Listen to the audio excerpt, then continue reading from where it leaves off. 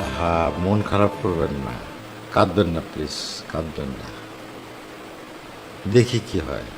আপনি বসুন না, বসুন। কাঁদছেন কেন?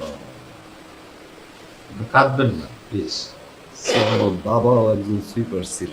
ছোটবেলায় আমার খুব ইচ্ছা ছিল পড়াশোনা করব,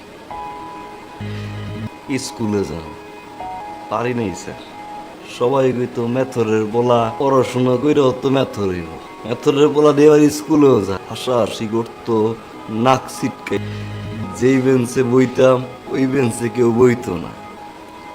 স্কুলে আর পড়া হয় না, হয়ে গেলাম মেথর। স্যার ছোটবেলা থেকে দেখছি এই স্বপ্নটা স্যার পরে নিয়ে দিই, পরি পড়াশোনা করবো, বড় হইব, মানুষের মতো মানুষ হইব, উড়োজাহাজ চালাইব।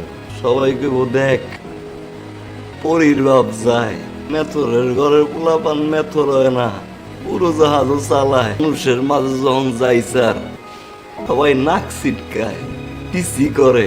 মেথর সুইপার কয়ে স্যার দূরে সরে যায়, নাকে হাত দেয়, পিছন দিয়ে এমন কথা কয় মনে হয় আমার গা দিয়েই গন্ধ হয়।